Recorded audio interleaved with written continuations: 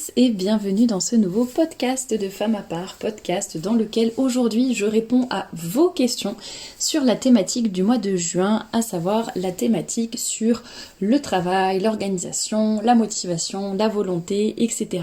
Nous avons exploré cette thématique pendant tout le mois de juin à travers une série de podcasts, de chroniques de livres, d'entretiens aussi, d'articles sur le blog, etc. Enfin vraiment c'est assez complet entre la chaîne, le blog, les réseaux sociaux, tout se complète. D'ailleurs, si vous voulez nous suivre sur les autres réseaux sociaux autres que YouTube, eh bien, vous pouvez, tous les liens sont dans la description. C'est le lien vers le blog, le lien vers Facebook, Instagram, etc. Donc n'hésitez pas à vous abonner.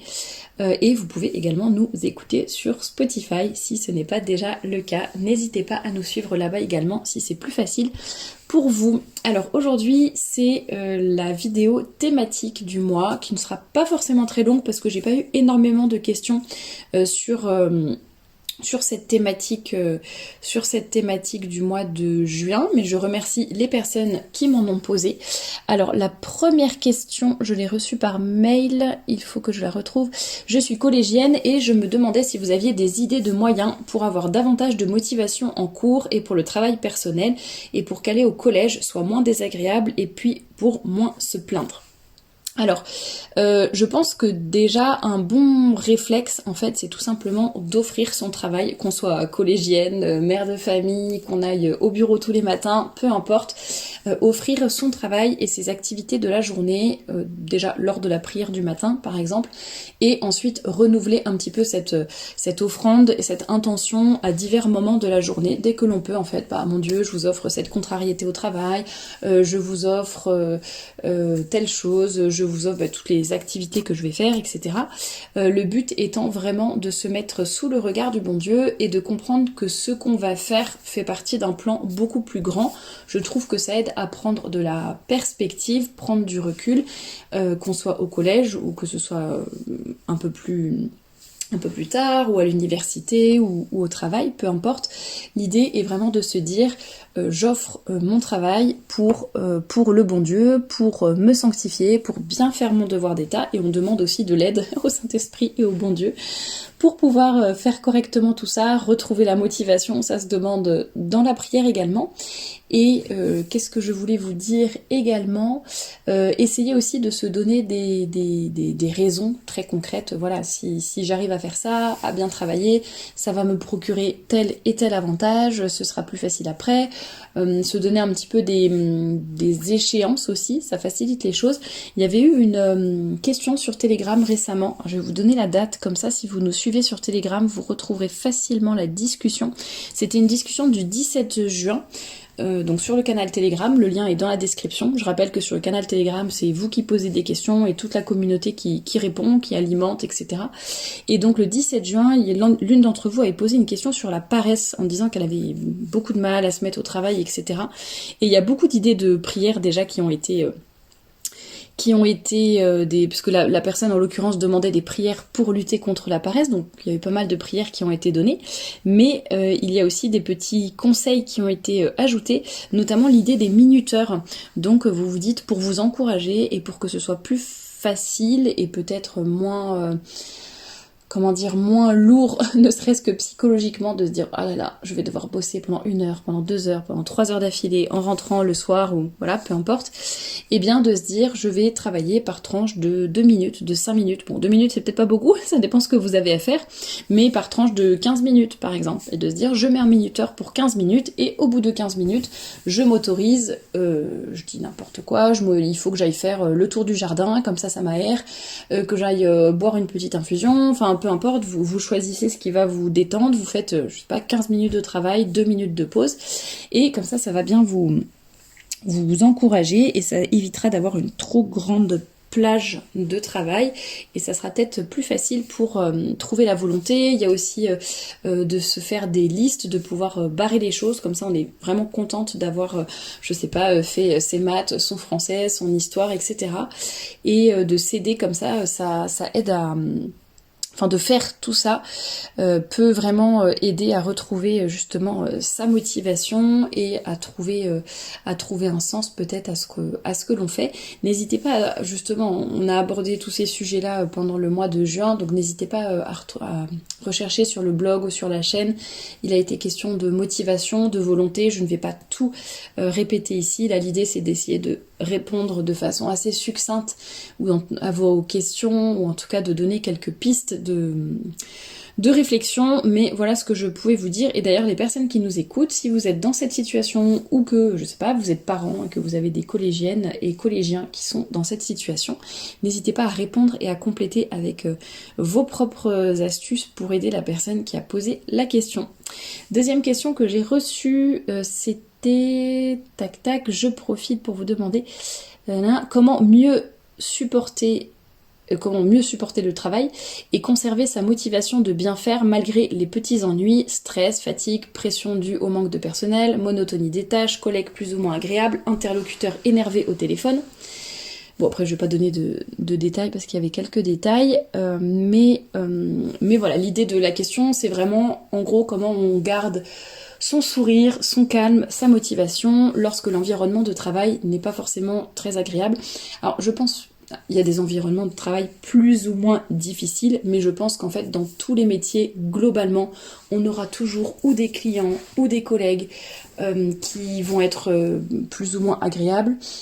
On aura forcément des contraintes, on aura forcément des contrariétés, on aura forcément des choses qui n'avancent pas aussi vite que l'on voudrait, on est obligé de retourner en arrière, quelqu'un d'autre, nous on a bien fait notre travail, mais quelqu'un d'autre finalement n'a pas fait le sien, donc ça pénalise tout le monde. Enfin, ça je pense que c'est un peu dans tous les métiers, quoi. On ne maîtrise pas tout, même moi par exemple qui suis toute seule sur Femme à part, pour mon entreprise Femme à part, c'est vrai que bon finalement déjà on ne dépend pas que de soi dans une entreprise, forcément on a des clients, on a des fournisseurs, etc.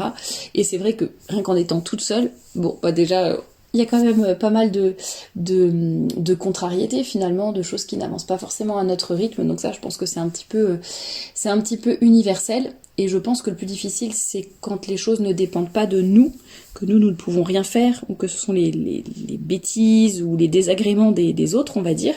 Et là, c'est un peu ce qui ressort de cette question, quand on a la pression, parce qu'en fait, on est obligé de faire le travail de 3 personnes à la fois, etc. Bon, bah, ça, c'est pas trop de notre ressort. Mais finalement, on doit faire avec. Je pense qu'une bonne solution, c'est déjà de prendre du recul par rapport à son travail. Le travail, c'est pas la vie. Enfin, bien sûr, il faut travailler pour gagner sa vie. Bien sûr, ça peut épanouir intellectuellement, physiquement, peu importe. Mais le travail, ça reste le travail. Il n'y a pas que le travail dans la vie. Il n'y a pas que le travail qui nous épanouit. Et personnellement, je trouve ça assez dangereux finalement de mettre toute sa vie dans son travail et de ne vivre qu'à travers son travail. Il y a des personnes qui font ça et qui en fait s'abîment la santé justement à force de ne vivre que pour leur boulot et finalement ça va créer beaucoup de frustration parce que on va compter uniquement sur ce domaine-là. Il n'y a aucun équilibre, on va compter uniquement sur son métier, son travail pour s'épanouir. Et donc peut-être que parfois on sera trop impliqué ou de façon... Enfin pas trop impliqué dans le sens... c'est très bien d'être impliqué, de bien travailler, d'avoir une conscience professionnelle, etc. Ça n'est pas ce que je dis, mais trop impliqué dans le sens, le travail c'est la vie, et si un collègue dit quelque chose, c'est la fin. Si on me fait une remarque sur le travail que j'ai fait, toute ma vie est remise en question. Si un jour je suis malade ou je ne sais quoi et que je ne peux pas aller au bureau, je me sens mal, je tourne en rond, je ne sais pas m'occuper et je ne sais pas m'épanouir en dehors du travail, je ne fais plus attention à mes proches à cause de mon travail, je n'ai pas assez de loisirs à cause de mon travail, je ne prends pas le temps de dormir, de me changer les idées, etc. parce que je ne vis que pour mon travail. Donc ça c'est vraiment, je pense, une attitude à changer. Bon, ceci dit, la personne qui m'écrivait la question, ça n'avait pas l'air d'être le cas, mais en tout cas, je pense qu'il faut sortir de cela. Moi, c'est vraiment ce que j'essayais de faire quand j'étais en travail salarié et que j'étais voilà, vraiment sur place, qu'il n'y avait pas encore le télétravail, etc. Et c'est vrai que quand il n'y a pas le télétravail, qu'on est obligé d'avoir tous les jours les trajets, les collègues, pas forcément le rythme qu'on veut, etc. Finalement, ce qui aide, enfin moi j'ai l'impression que ce qui m'aidait par rapport à mes collègues, c'est d'avoir quand même un grand détachement intérieur par rapport à mon boulot. C'est-à-dire mon boulot, c'est pas ma vie, je suis contente d'y aller, je le fais bien, enfin je suis contente d'y aller, ça dépend des jours, mais voilà, je le fais comme tout le monde, je pense. Je le fais bien, je m'applique, je m'implique aussi. Ceci dit, et puis ouais, j'allais dire ceci dit, il n'y a pas mort d'homme non plus. Enfin, il y a des personnes qui pensent que si elles arrêtent de travailler ou si elles faisaient plus partie de l'entreprise, l'entreprise ne pourrait plus tourner. Il y en a qui pensent que si quelque chose est remis en cause au travail, ça remet en cause leur personne tout entière. Voilà, il faut savoir dire non. Moi j'ai vu des collègues se faire vraiment manger et ronger de stress, etc. parce qu'elles ne mettaient aucune limite à leurs collègues qui pouvaient les appeler à 23h, les appeler quand elles étaient en congé, ne jamais mettre de limite en fait d'horaire ou quoi que ce soit. Et je pense que déjà il faut vraiment laisser le travail au travail et toujours essayer de se dire comment dire, j'essaye d'être, comment dire, c'est mon travail, je m'implique, je fais bien ce que je dois faire, mais après, il n'y a pas non plus, je me dis, bon après, moi je travaillais dans le médical, donc c'est pas tout à fait pareil, mais parfois on est dans des métiers où vraiment, vraiment, il n'y a pas mort d'homme, enfin voilà, c'est pas du tout dramatique. S'il y a des choses qui se passent un peu moins bien ou s'il y a un client qui est moins content, etc. Mais voilà, savoir vraiment, je pense, prendre du recul, encore une fois aussi tout offrir au bon Dieu et tout lui confier. Si on peut s'arranger un environnement de travail qui est comment dire, qui va nous aider. Moi je sais que voilà, quand je devais vraiment aller en présentiel tous les jours, le fait d'avoir, je sais pas, de prendre le temps de faire une pause avec une petite infusion au milieu de la matinée, le fait de se dire quand j'ai besoin, je m'isole dans une salle de réunion pour pouvoir vraiment bien avancer au calme. Je prends le temps entre midi et 2 de sortir, de partir. Je sais que moi, la plupart de mes collègues déjeunent entre eux, sont tout le temps ensemble et voilà. Et en plus, après le boulot, ils font des after-work, des trucs comme ça. Moi, c'est plutôt du style à vraiment faire ma vie, enfin tout en étant, en m'entendant bien avec mes collègues et en étant bien intégrée. Mais voilà, faire un peu ma vie et pour aussi prendre des pauses, vraiment partir le midi, faire un petit tour de quartier, dire mon chapelet ou rentrer dans une église, peu importe.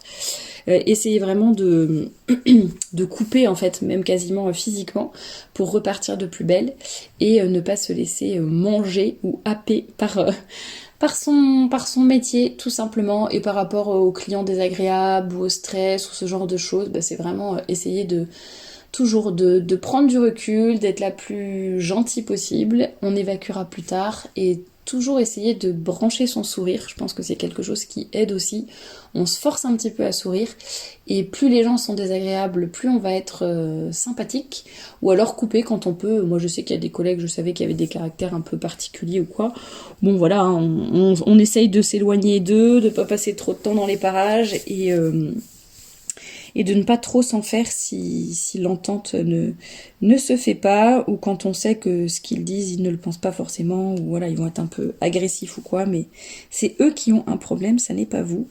En tout cas, parfois, c'est le cas. Donc, essayez de se dire ça peut aider à prendre du recul aussi. Et pour la troisième question, je vais avoir besoin de vous, c'est vous qui allez y répondre en commentaire. C'est une question que je vais vous lire. Y en a-t-il parmi vous qui ont repris les études à 35 ans après avoir élevé leurs enfants? Bac, licence, comment s'y sont-elles prises? L'organisation, le parcours pour redécouvrir et trouver ce vers quoi elles se destineront, donc quelles études, après avoir mis un peu de côté tout ça, le temps d'éduquer leurs enfants. Donc c'est une jeune femme de 35 ans qui nous demande ça, qui a arrêté de travailler depuis qu'elle a ses enfants, mais maintenant le dernier va bientôt est à l'école, ils sont tous à l'école et donc cette personne a plus de temps à consacrer peut-être éventuellement à une reprise d'études ou de travail. Donc si vous avez des informations, des conseils sur ce sujet, n'hésitez pas à les donner en commentaire pour cette jeune femme. Merci à toutes les personnes qui participent aussi sur Telegram à répondre aux questions des unes et des autres. Voilà pour la thématique, pour la FAQ thématique du mois de juin et je vous dis à très bientôt pour un nouveau podcast.